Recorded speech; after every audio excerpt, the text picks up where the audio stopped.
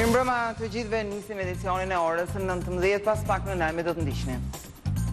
Nuk do të ketë as ndryshim sistemi zgjedhor dhe as modifikim të tij. Sërish në zgjedhjet e vitit 2021 do të aplikohen listat e mbyllura për kandidatët për deputet. Socialistët refuzuan edhe sugjerimin e ambasadës amerikane për aplikimin e sistemit danez. Do të ndryshojë vetëm KQZ. Ndërsa opozita ka premtuar ngritjen e një ndërtese të re për teatrin kombëtar, sipas projektit të vjetër që u shem, edhe Edi Rama premtoi sot ndërtimin e të njëjtës godin, por jo në të njëjtin vend, por pa specifikuar se ku. Aleanca për mbrojtjen e teatrit dorëzoi sot padin në Spak.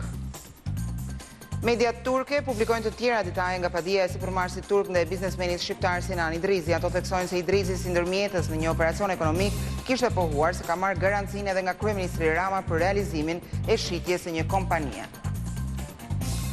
Wuhani, qyteti kinez ku lindi edhe koronavirusi, ka ndaluar vrasjen dhe përdorimin për ushqim të çdo lloj kafshë të egër, edhe pse opsioni i burimit të tij nga lakuriqit e natës nuk u vërtetua shkencërisht, qeveria ka ndaluar konsumimin e kafshëve si mas sigurie për infeksione të tjera. Mjekët dhe infermierët në Itali u duar trokitën si heroj në kohën kur ky vend ishte epiqendra e pandemisë së koronavirusit në Evropë, por tashmë bluzat e bardha kanë dalë në rrugë për të protestuar pasi nuk kanë marrë shpërblimet financiare të premtuara nga qeveria. Lojtarët e skuadrave angleze hezitojnë të zbresin në fush edhe pse është dhënë leja për të filluar stërvitjen. Ka qenë infektimi i një lojtari të ekipit të Watford që ka shkaktuar konfuzion tek lojtarët e tjerë të Premier League, të cilët tashmë kanë frikë të zhvillojnë stërvitje në grup.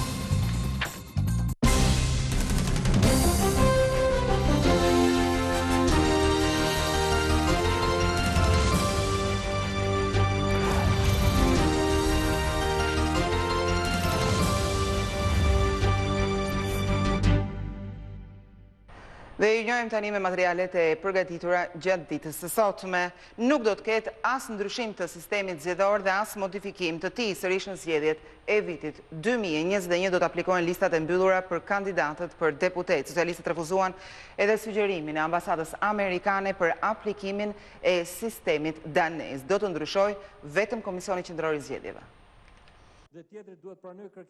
Damian Gjiknuri dhe Elisa Spiropali hodhën poshtë sot edhe sugjerimin e ambasadores amerikane Yuri Kim për zbatimin në Shqipëri të sistemit zgjedhor danez, proporcional e rajonal me korrektim kombëtar me lista të hapura për deputet. Gjiknuri dhe Spiropali ofruan vetëm ndryshimin e KQZ-s dhe të kolegjit zgjedhor. Po të hapim lojën e sistemit në ato mënyra që themi, ne do të shpërbëjmë kushtetutën e Shqipërisë. Sepse kur ndryshohet sistemi zgjedhor, nuk ndryshohet vetëm mënyra se si përkthehen votat në mandate, por ndryshohen dhe raportet që ka qeveria me parlamentin, ndryshohet dhe raporti që ka presidenti me parlamentin, ndryshohet dhe raportet që mund të ketë organet e drejtësisë me parlamentin, sepse kemi të bëjmë me i kompozim ndryshëm. Dy gjëra konkretisht, duan apo s'duan depolitizim të administrimit zgjedhor nga fundi në maj, nga Komisioni i Zgjedhjeve deri te grupet e numërimit. Një gjë, dhe duhet bien dakord me ju, dhe e dyta, kolegji zgjedhor nuk mund të jetë stre për gjyqtar të pavetuar. Kaq. Socialistët janë të bindur që reformën e re zgjedhore do ta miratojnë së shpejti në parlament, edhe pa PD-n dhe LSI-n. Ne do ta përmbyllim me apo pa konsensusin e opozitës së rrugës. Besoj se kemi konsensus në parlament, por do t'i gjejmë zgjidhjet, do t'i gjejmë votat këtu në parlament për ta kaluar. Frika që kërkoni ta shisni se po t'u preka sistemi u boka qameti i kushtetutës, ju e keni bë kushtetutën shosh dhe keni ndryshuar me kushtetutë që antarët e gjykatës kushtetuese të betohen ku t'ju tekat atyre. Presidenti Meta pas takimit me ambasadorët e Bashkimit Evropian dhe atë amerikane Yuri Kim ka kërkuar përfundimin sa më parë të reformës zgjedhore në Këshillin Politik dhe miratimin e saj në parlament, sipas rekomandimeve të OSBE-ODIHR-it, edhe pse sipas tij në kushtet e thyrjes së mëtejshme të besimit ndërmjet palëve. Meta i ka njohur ambasadorët me platformën e tij të datës 8 prill 2020, që ju ka propozuar të dyja palëve me qëllim arritjen e një emëruesi të përbashkët në dobi të përshpejtimit të nisjes së negociatave të antarësimit me BE-n. Kreu i shtetit përsëriti thirrjen për të gjithë faktorët politik që të punojnë për plotësimin e 15 kushteve të Bashkimit Evropian. Presidenti Meta u tha diplomatëve se shkatrimi i dhunshëm dhe i palishëm i ndërtesës të teatrit kombëtar dhe sjellja në mënyrë sproporcionale e policisë ndaj qytetarëve i kanë shkaktuar një dëm të pamerituar procesit të integrimit evropian.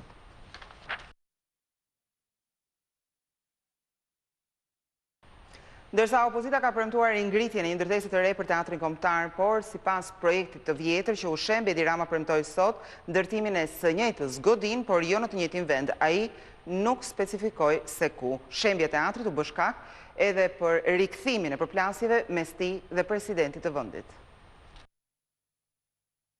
Edi Rama riktheu klimën e ftohtë me presidentin Ilir Meta pas një sër komplimentash që shkëmbeu me të gjatë kohës së karantinës. Shkak shërbeu këtë herë qëndrimi i Metës kundër shembjes së ndërtesës së teatrit kombëtar. Them unë që nuk do teatrin Ilir Meta.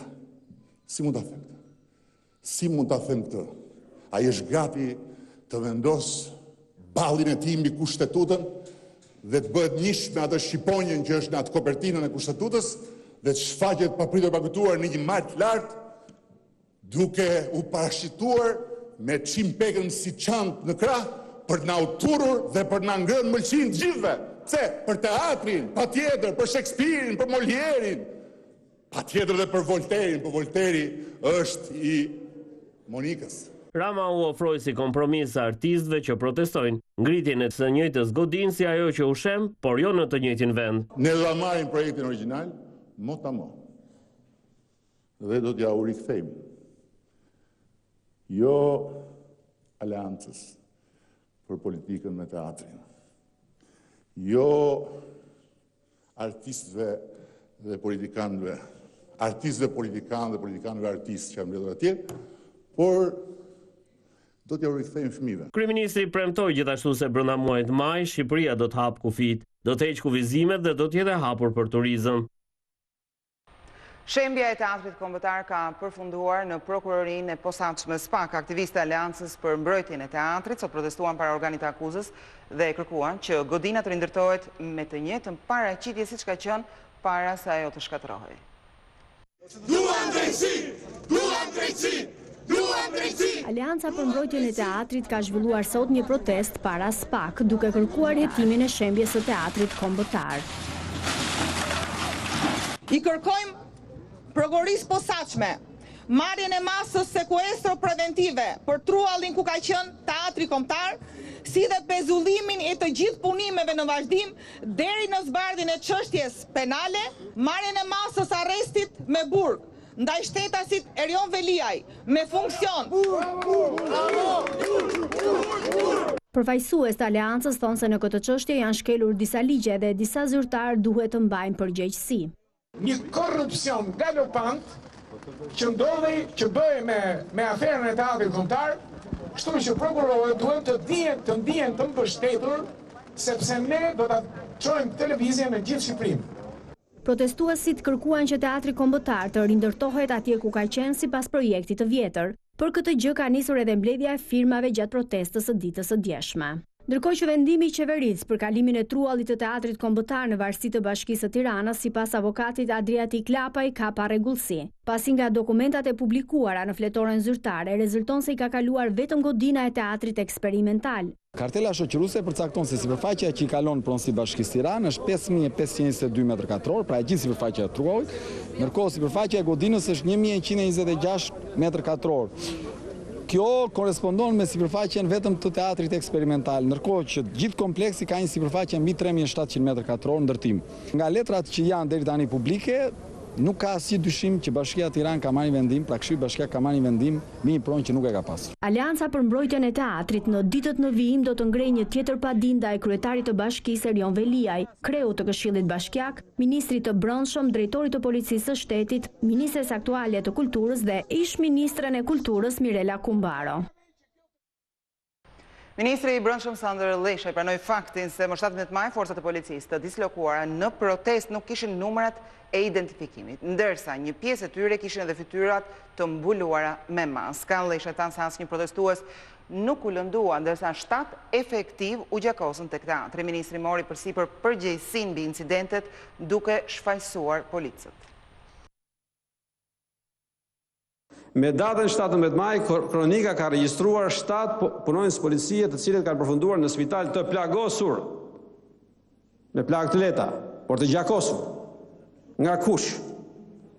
Nga ata që duan të na kthejnë dhe na vendosin kulturën, ose në thelb antikulturën në këtë mënyrë. Kjo nuk është kultura që do. Kjo është antikultura.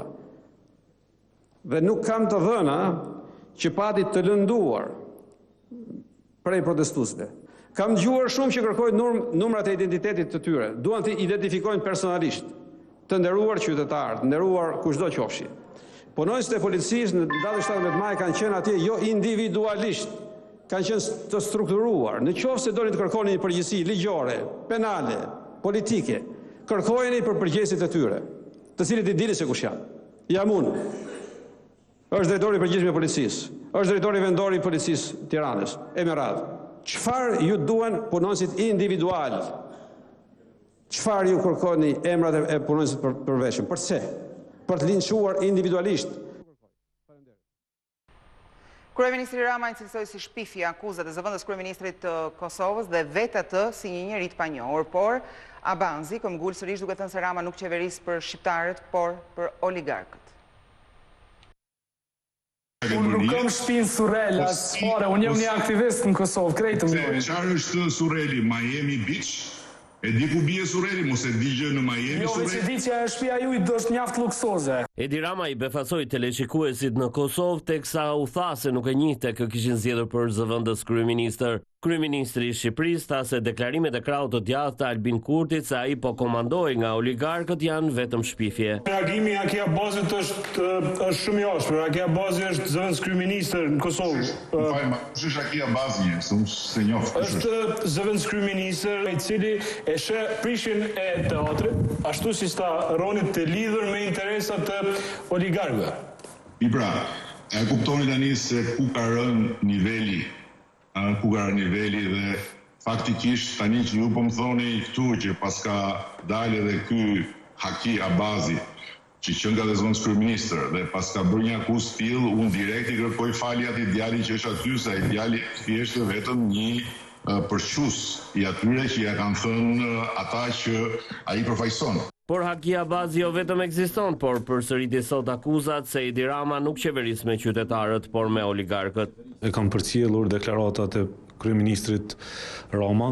Ka 2 vite gjysmë që lëvizja qytetare për mbrojtjen e teatrit ka qenë aktive dhe unë kam qëndruar atje disa herë. Në fakt edhe kam pa disa shfaqje në teatr. Deklaratat e kryeministrit sikur kanë tentuar një të shmangën debatit të rëndësishëm për demokracinë dhe kualitetin e demokracisë që mungon edhe në Shqipëri, edhe në Kosovë, edhe gjithandej në Ballkan, dhe kjo është arsyeja pse kemi rezultatet e dobta të qeverisjes, sepse po qeverisim pa qytetarët e me oligarkët.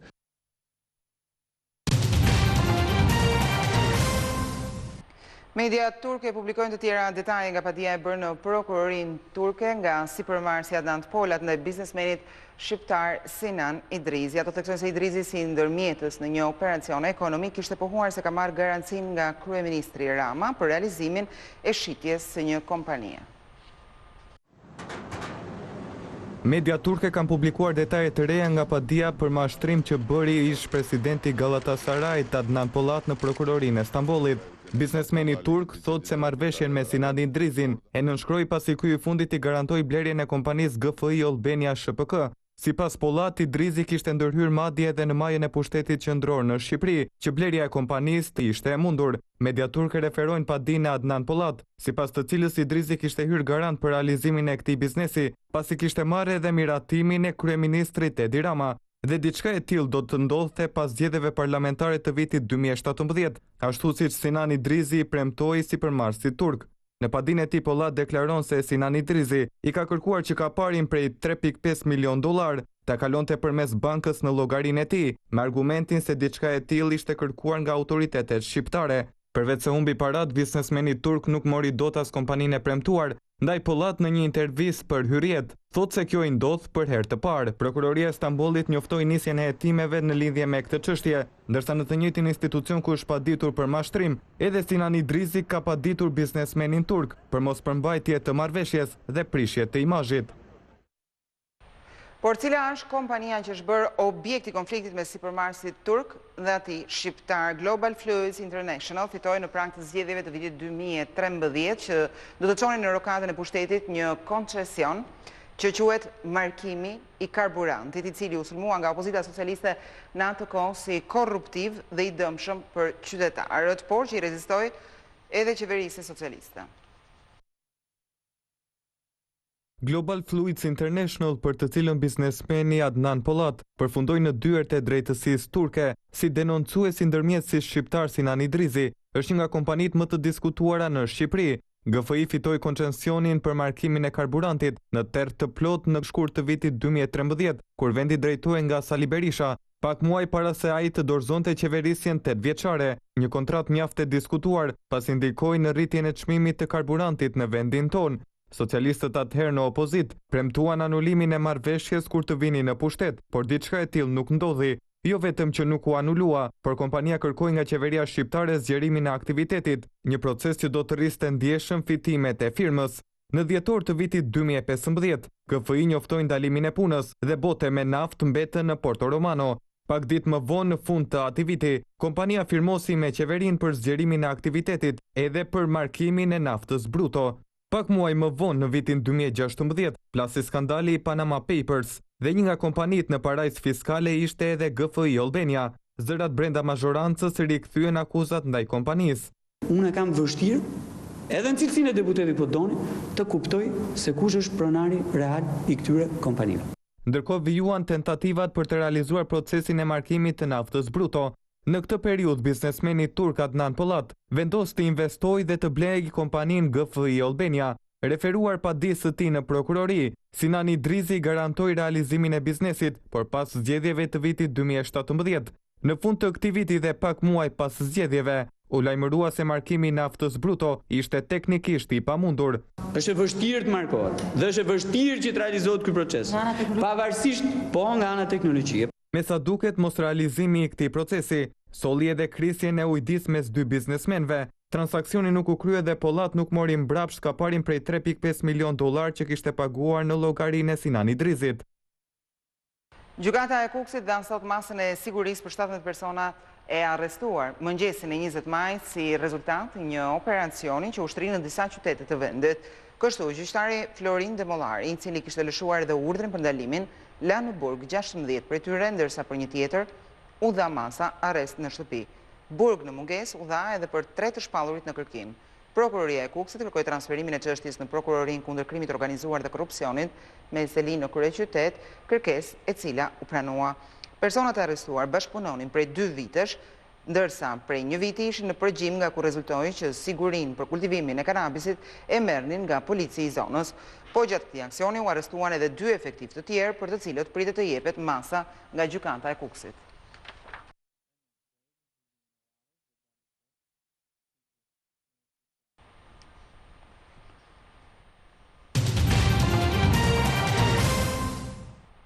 Disa zona të vendit sot janë zgjuar në pushtetjen e ujit, në Korçë përoj fshatit Porodin përmbyti disa banesa, ndërkohë edhe në qytetin e Durrësit, si pasojë e shiut të dendur, disa rrugë u mbushën me ujë duke shkaktuar vështirësi në lëvizjen e banorëve.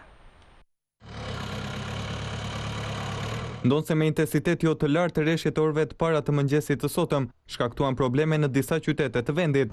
Në Korçë proi fshatit Porodin doli nga shtrati, duke përmbytur banesa dhe sipërfaqe me të mbjella. Banorët thonë se kanë kërkuar disa herë sistemimin dhe thellimin e projit, i cili këtë herë u rrezikoi edhe jetën. Usa edhe, se shara e parë, për vit. Sharë bjeshin e përmbyte. Kjo është e keqe fshatit dhe. S'bet punë në regull. Po të ishe mur, 4 metra, atje lartë, s'do përmbyte asgjë. Vetëm këtu vuajmë të tajë. Janë përmbytur 15 familje, njeri të përmbytur baktia. Atë zotërin të folëm që pane ata e mori ujtë, me shpëtuan djemë të fshatit. Në qytetin e Durrësit, rreshjet e shiut shkaktuan përmbytje në disa rrugë, duke sjellë kështu vështirësi në qarkullimin e mjeteve. Kjo situatë është e përsëritur në Durrës për shkak të bllokimit të kanalizimeve. Në qarkun e Elbasanit, lagështira në rrugë u bë shkak për 3 aksidente me 4 të lënduar. Sinoptikanët parashikojnë stabilizim të temperaturave për në vijim, ndryshe nga java që lam pas me vap afrikane, koha në vazhdim do të jetë tipike e stinës së pranverës. Pas një jave të nxehtë jo normale për muajin maj, dita e sotme ka sjellë rënje të temperaturave dhe rreshje shiu. por sipas parashikimeve të meteorologëve nuk do të zgjasin shumë. Reshjet e shiut në fakt dhe vranësirat në vendin tonë do të mbeten deri në orët e pasdites, pasi orët e mbrëmjes do të sjellin përmirësim të kushteve të motit në të gjithë territorin shqiptar. Ja si do të jenë 3 ditët në vijim sipas Meteo Alb. Nga dita e nesërme do të kemi më shumë kthjellime dhe më pak vranësira, të cilat më të fokusuara do të jenë në zonat malore. Po ashtu dhe dita ashtu do të mbetet kryesisht në mbizotërimin e motit të mirë dhe vranësirave të pakta. Ky përmirësim i kushteve të motit do të vijojë edhe gjatë ditës së diel, gjatë orëve të para të ditës, ndërsa duke filluar orët e pasdites do të kemi shtim të vranësirave në vendin tonë dhe prezencë të reshjeve të shiut në zonat veriore dhe pjesërisht ato lindore. Ky muaj nuk do të ketë ditë nxehta si ato që përjetuan pak ditë më parë, por do të mbyllet me temperatura tipike të stinës së pranverës.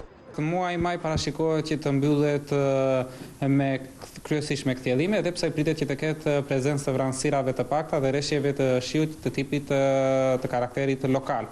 Për sa i përket vlerave termike, pritet që vlerat termike të shkojnë jo më shumë se 31 gradë Celsius.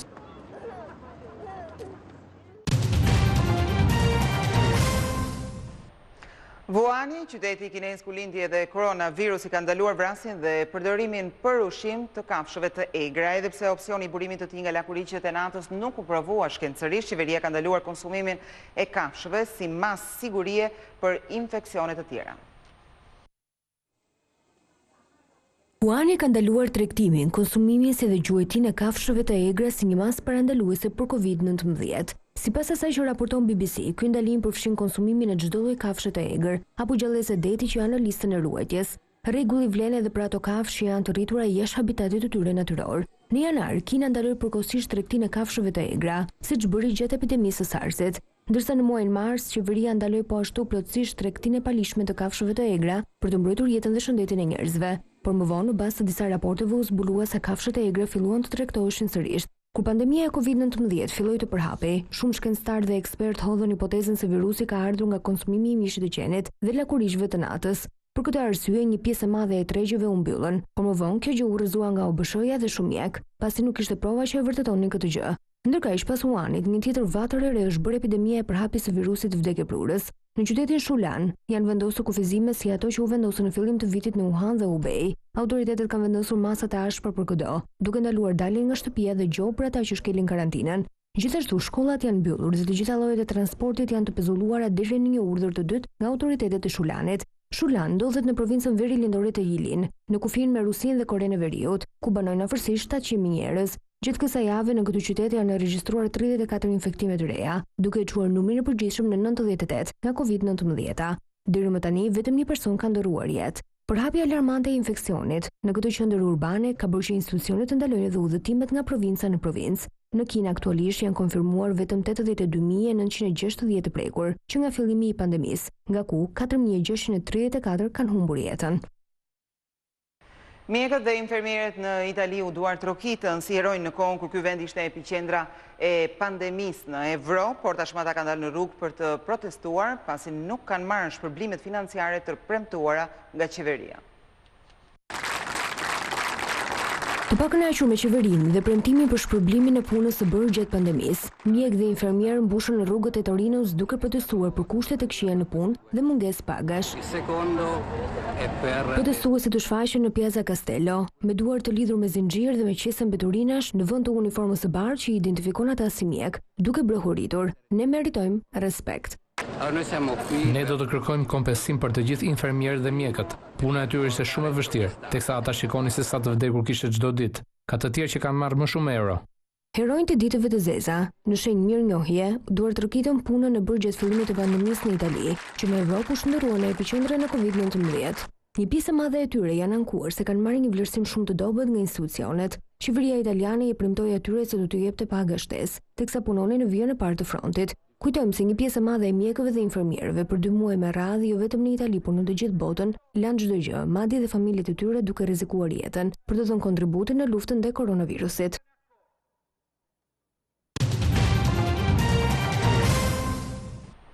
Bashkë me pamjen e jashtme, njeriu ndryshon dhe aromën e trupit me kalimin e kohës. Një studim i fundit madje tregon se duke ju referuar pikërisht aromës, mund të përcaktohet edhe mosha e njeriut.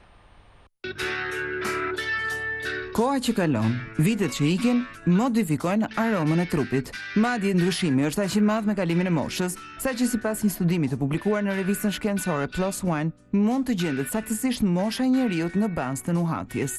Aroma e lëkurës është e ndryshme natyrisht dhe varet nga shumë faktorë, duke nisur nga higjiena personale, që është më e thjeshta, nga ushqimi që konsumohet, që është vendimtar, nga aktiviteti bakterial, nga substancat e prodhuara nga gjendrat diamore dhe ato të djersitjes. Me zhvillimin e trupit dhe me kalimin e viteve, era e tij ndryshon, modifikohet, por ekspertët që kanë kryer eksperimentet thonë se jo domosdoshmërisht në moshën e tretë bëhet më e pakëndshme. Gjithashtu, studiuesit e Universitetit të Pennsylvanisë theksojnë se është provuar që shpesh aromat shumë të pakëndshme të trupit mund të jenë simptom e disa sëmundjeve. Pra, aroma është vendimtare edhe në perceptimin e një organizmi aktiv me funksione optimale, por gjithashtu ka rol parsor në jetën e çift. Madje shkencëtarët thonë se femra e zgjedh mashkullin në bazë të nuhatjes.